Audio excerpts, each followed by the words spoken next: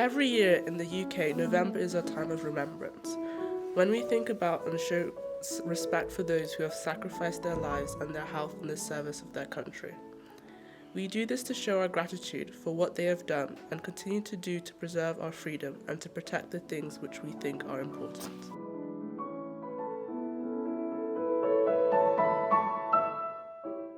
From a very young age, the military was definitely my career choice. So as soon as I left school, that's what I did, and I loved every minute of it.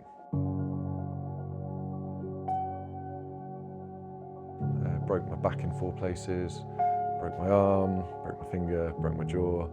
The consequence of that was just having to deal with lots and lots of pain, like quite debilitating pain. The surgeon I'd seen there said to me, "You shouldn't be here, you need to go home." And the same day I was on a flight back to the UK. A week prior I was in Afghanistan. A week later I'm not even allowed on a base in the UK, and I got sent home and I wasn't allowed to do anything from there. So my drive has always been to be a soldier, and that's what I enjoy doing. And then to get that taken away from me a second time was like a big hit. You know, I'm a fit young lad and I'm broken. Yeah, I don't think I coped very well at the time. Sorry. That's all right. Yeah.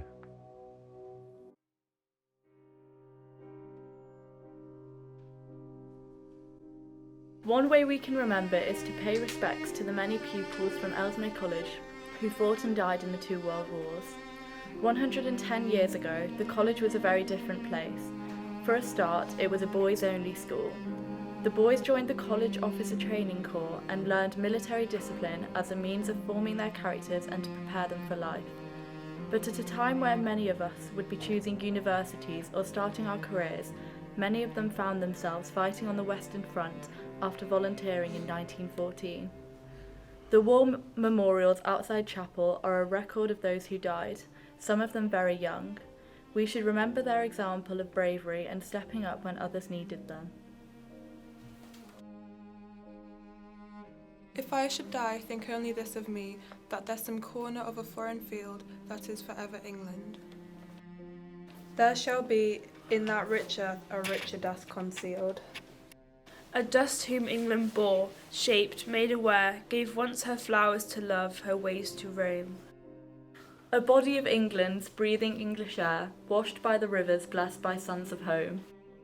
And think this heart till evils shed away, a pulse in the internal mind no less, give somewhere back the thoughts by England given. Her sights and sounds, dreams happy as her day, and laughter learnt of friends and gentleness, in hearts at peace, under an English heaven.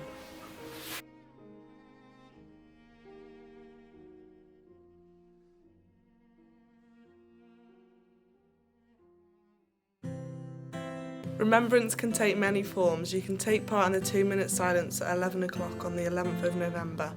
You can visit the National Arboretum, where many groups and regiments are honoured by the planting of the trees.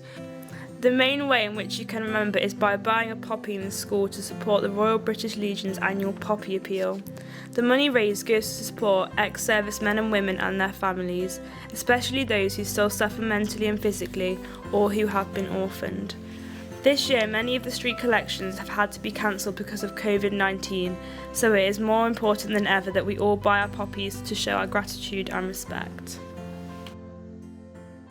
I can manage millions of pounds worth of equipment in a war zone.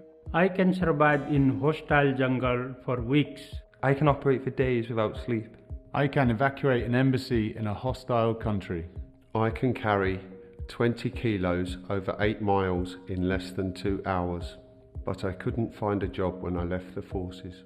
But I struggled to adapt to life in the UK.